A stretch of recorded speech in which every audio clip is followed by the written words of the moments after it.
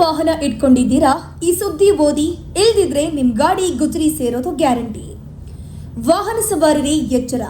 ನೀವೇನಾದ್ರೂ ಹಳೆಯ ವಾಹನಗಳನ್ನ ಹೊಂದಿದ್ದೀರಾ? ಕಚೇರಿಗೆ ಅಲೆದಾಡದೆ ವಾಹನವನ್ನು ತೋರಿಸದೆ ಏಜೆಂಟ್ರಿಗೆ ಹಣ ಕೊಟ್ಟು ಫಿಟ್ನೆಸ್ ಸರ್ಟಿಫಿಕೇಟ್ ಮಾಡಿಸ್ಕೊಳ್ತಿದ್ದೀರಾ? ಹಾಗಿದ್ರೆ ಈ ಸುದ್ದಿ ನಿಮ್ಗೆ ಆಘಾತ ತರೋದಂತೂ ಖಂಡಿತ.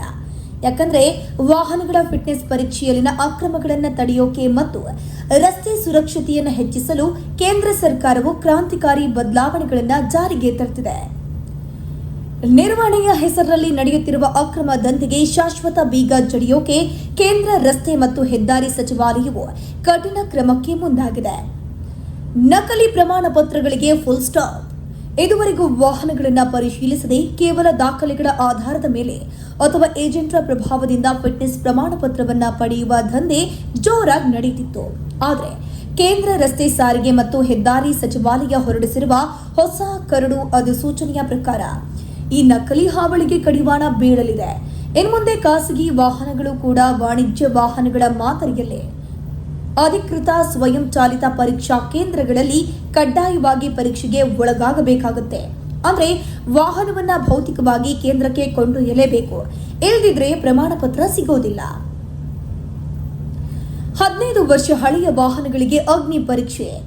ಹೊಸ ನಿಯಮಗಳ ಅನ್ವಯ 15 ವರ್ಷಕ್ಕಿಂತ ಹಳೆಯದಾದ ವಾಹನಗಳ ನೋಂದಣಿ ನವೀಕರಣಕ್ಕೆ ಸ್ವಯಂ ಚಾಲಿತ ಪರೀಕ್ಷಾ ಕೇಂದ್ರಗಳಿಗೆ ಭೇಟಿ ನೀಡುವುದು ಅನಿವಾರ್ಯವಾಗಿದೆ. ದೇಶದಾದ್ಯಂತ ಈಗಾಗಲೇ 160ಕ್ಕೂ ಹೆಚ್ಚು ಇಂತಹ ಹೈಟೆಕ್ ಕೇಂದ್ರಗಳನ್ನು ತೆರೆಯಲಾಗಿದೆ.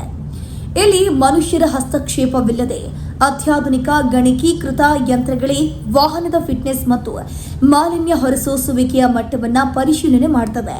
15 ವರ್ಷ ಮೇಲ್ಪಟ್ಟ ವಾಹನಗಳಿಗೆ ಪ್ರತಿ 5 ವರ್ಷಗಳಿಗೊಮ್ಮೆ ಈ ಪರೀಕ್ಷೆ ಕಡ್ಡಾಯವಾಗಿದ್ದು, ವಾಹನ ಸುಸ್ಥಿತಿಯಲ್ಲಿ ಇಲ್ಲದಿದ್ದರೆ ಸರ್ಟಿಫಿಕೇಟ್ ಸಿಗೋದಿಲ್ಲ. ಬಂತು 10 ಸೆಕೆಂಡ್ ವಿಡಿಯೋ ಸಾಕ್ಷ್ಯದ ರೂಲ್ಸ್. ಇಡೀ ಪ್ರಕ್ರಿಯೆಯಲ್ಲಿ ಸರ್ಕಾರ ಜಾರಿಗೆ ತಂದಿರುವ ಅತ್ಯಂತ ಮಹತ್ವದ ಬದಲಾವಣೆ ಎಂದರೆ ವಿಡಿಯೋ ಸಾಕ್ಷ್ಯ. ವಾಹನವು ನಿಜವಾಗಿಯೂ ಪರೀಕ್ಷಾ ಕೇಂದ್ರಕ್ಕೆ ಬಂದಿದೆಯೇ ಅಥವಾ ಇಲ್ಲವೇ ಅನ್ನೋದನ್ನು ಖಚಿತಪಡಿಸಿಕೊಳ್ಳೋಕೆ ಹೊಸ ತಂತ್ರಜ್ಞಾನವನ್ನು ಬಳಸಲಾಗುತ್ತಿದೆ. ಫಿಟ್ನೆಸ್ ಪ್ರಮಾಣ ಪತ್ರ ನೀಡುವ ಮೊದಲು ಸಂಬಂಧಪಟ್ಟ ಅಧಿಕಾರಿ ಅಥವಾ ಪರೀಕ್ಷಾ ಕೇಂದ್ರವು ವಾಹನದ ಕನಿಷ್ಠ 10 ಸೆಕೆಂಡ್ಗಳ ವಿಡಿಯೋವನ್ನು ಪೋರ್ಟಲ್ನಲ್ಲಿ ಅಪ್ಲೋಡ್ ಮಾಡಬೇಕು. ಸೇರೋದು ಖಚಿತ. ಫಿಟ್ನೆಸ್ ಪರೀಕ್ಷೆಯಲ್ಲಿ ಅನುತ್ತೀರ್ಣವಾದರೆ ಮುಂದೇನು ಎಂಬ ಪ್ರಶ್ನೆ ನಿಮ್ಮಲ್ಲಿ ಮೂಡಬಹುದು. ಇದಕ್ಕೂ ಸರ್ಕಾರ ಸ್ಪಷ್ಟ. ಪರೀಕ್ಷೆಯಲ್ಲಿ ಉತ್ತೀರ್ಣರಾಗೋಕೆ ಕೇವಲ 180 ದಿನಗಳ ಗಡುವನ್ನು ನೀಡಲಾಗುತ್ತೆ. 6 ತಿಂಗಳ ಅವಧಿಯೊಳಗೆ ವಾಹನ ದುರಸ್ತಿಗೊಂಡು ಪ್ರಮಾಣ ಪತ್ರ ಪಡೆಯದಿದ್ರೆ ಆ ವಾಹನವನ್ನು ಅಧಿಕೃತವಾಗಿ ಎಂಡ್ ಆಫ್ ಲೈಫ್ ವೆಹಿಕಲ್ ಅಂತ ಘೋಷಣೆ ಮಾಡಲಾಗುತ್ತೆ. ತಕ್ಷಣವೇ ರಾಷ್ಟ್ರೀಯ ವಾಹನ ಡೇಟಾಬೇಸ್ನಲ್ಲಿ ಈ ವಾಹನವನ್ನು ಗುಜರಿಗೆ ಹಾಕಲು ಯೋಗ್ಯ ಅಂತ ನಮೂದಿ ಮಾಡಲಾಗುತ್ತೆ.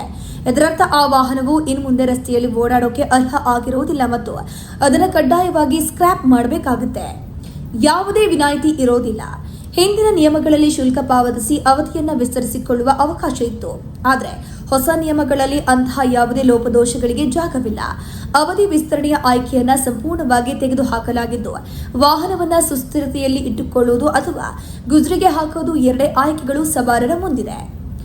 ಒಟ್ಟಾರೆಯಾಗಿ ರಸ್ತೆ ಸುರಕ್ಷತೆ ಮತ್ತು ಪರಿಸರ ಮಾಲಿನ್ಯ ನಿಯಂತ್ರಣ ದೃಷ್ಟಿಯಿಂದ ಕೇಂದ್ರ ಸರ್ಕಾರ ಈ ಕಠಿಣ ಕ್ರಮಗಳನ್ನು ಕೈಗೊಂಡಿದೆ. ಆದ್ದರಿಂದ ವಾಹನ ಮಾಲೀಕರು ಹಿಂದೆ ಎಚ್ಚೆತ್ತುಕೊಂಡು ತಮ್ಮ ವಾಹನಗಳ ದಾಖಲೆ ಮತ್ತು ಕಂಡೀಷನ್ ಬಗ್ಗೆ ಗಮನ ಹರಿಸೋದು ಉತ್ತಮ. ಮತ್ತಷ್ಟು ಸುದ್ದಿಗಳಿಗಾಗಿ ನೋಡ್ತಾ ಇರಿ ಪಬ್ಲಿಕ್ ನ್ಯೂಸ್ 24x7. ಇದು ಸತ್ಯದ ಧ್ವನಿ.